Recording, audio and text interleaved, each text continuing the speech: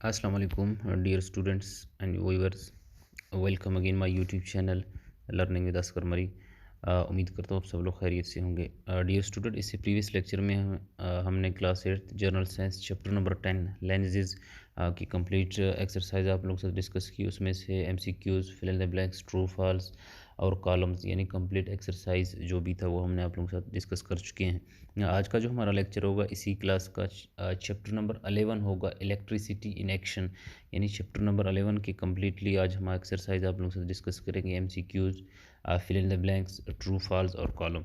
चलते हैं अपने लेक्चर की तरफ। सबसे पहले हमारे पास सेलेक्ट द करेक्ट आंसर, यानी हमारे पास एमसीक्यूज आते हैं। पहला एमसीक्यूज है, one of the following generates electricity. कहता है इन चारों में से कौन सी चीज़ इलेक्ट्रिसिटी को जनरेट करती है। तो इनमें तीनों में से जो करेक्ट ऑप्शन हमारे पास वो है इलेक्ट्रिक जनरेटर, यानी C option is correct. Next हमारे पास दूसरा एमसीक्यूज है, in hydro power station electricity is generated using kinetic energy of. तो कहते हैं इलेक्ट्रिक जो हाइड्रो पावर स्टेशन है, इलेक्ट्रिसिटी किस चीज़ से जनरेट होती है। जब जनरेटर करते हैं, जब हम काइनेटिक एनर्जी को यूज़ करते हैं तो फ्लोइंग वाटर की थ्रू से। उसके बाद तीसरा है, the device which allow current to flow in only one direction is called. कहते हैं वो कौन सी डिवाइस है, वो कौन सी आला है जिसको हम करंट अलाउ करते हैं वो एक सिमत में हो जाए, यानी एक सिमत में करंट फ्लो करे, तो उसको सेमीकंडक्टर डायोड कहते हैं, यानी ये ऑप्शन इज़ करेक्ट। या इंडिकेटर या ट्रांजिस्टर या इंटीग्रेटेड सर्किट। तो इन चारों में से जो करेक्ट ऑप्शन है जिसकी वन डायरेक्शन करंट फ्लो करती है उसको हम सेमीकंडक्टर डायोड कहते हैं, यानी ये ऑप्शन करेक्ट है। उसके बाद हमारे पास चौथा एमसीक्यूज है, CPU is an abbreviation of. यानी जो सीपीयू इसका फुल फॉर्म स्टैंड फॉर्म क्या है। करंट प्रोड्यूसिंग यूनिट इसको कहते हैं, सेंट्रल प्रोग्रामिंग यूनिट कहते हैं, या सेंट्रल प्रोसेसिंग यूनिट कहते हैं, या कैपेसिटी प्रोसेसिंग यूनिट कहते हैं। जो सीपीयू का जो मेजर यानी एब्रीविएशन है, जो करेक्ट इसका मतलब है सेंट्रल प्रोसेसिंग यूनिट। ये कंप्यूटर वगैरह में यूज़ होता है। क्या कहते हैं इसको, सेंट्रल प्रोसेसिंग यूनिट, यानी C option is correct. Next हमारे पास एक और एमसीक्यूज रहता है, one of the following is an output device. यानी कुछ इनपुट डिवाइस होते हैं जो कंप्यूटर में यूज़ होते हैं और कुछ आउटपुट डिवाइस होते हैं जो कि कंप्यूटर में यूज़ होते हैं। तो इसमें से जो आउटपुट डिवाइस हमारे पास है की बोर्ड, स्कैनर, माउस इन या प्रिंटर। यानी इनमें से जो आउटपुट है वो है प्रिंटर, हमारे पास आउटपुट है, यानी सी ऑप्शन इज़ करेक्ट। उसके बाद इस चैप्टर के फिल इन द ब्लैंक्स आते हैं। सबसे पहले फिल इन द ब्लैंक्स हमारे पास कहते हैं the energy due to flow of electric current is called. इसको क्या कहते हैं, इलेक्ट्रिकल एनर्जी।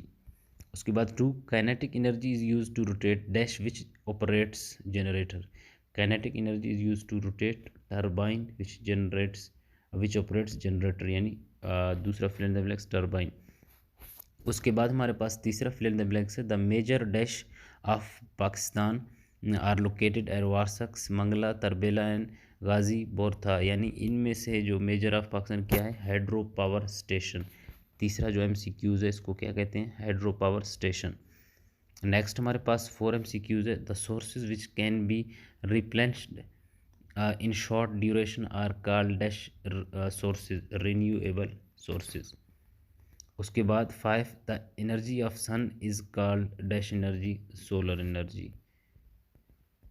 उसके बाद इस चैप्टर के हमारे पास ट्रू फॉल्स स्टेटमेंट्स और कॉलम्स आते हैं। सबसे पहले हमारे पास जो ट्रू फॉल्स है, the current produced by electric generator is called alternating current. कहते हैं जो करंट प्रोड्यूस होता है इलेक्ट्रिक जनरेटर से उसको हम अल्टरनेटिंग करंट कहते हैं। Yes, true.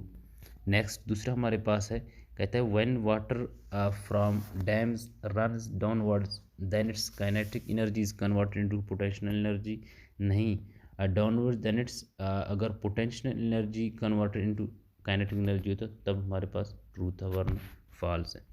उसके बाद चौथा तीसरा हमारे पास है, the Organics matter biomass is obtain. कहते हैं जितनी भी बायोमास चीज़ें हम इनसे जो किस चीज़ से हासिल करते हैं, dead bodies of plants animals. Yes, true.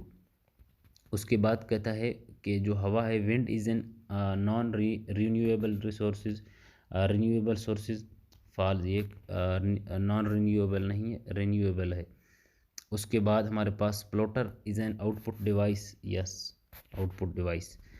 Last में हमारे पास कॉलम्स आते हैं, रिन्यूएबल सोर्सेज को हम यानी दूसरे कॉलम भी, पहले को हम दूसरे कॉलम के चौथे में मिलाते हैं, पहले को हम तीसरे के साथ मिलाते हैं।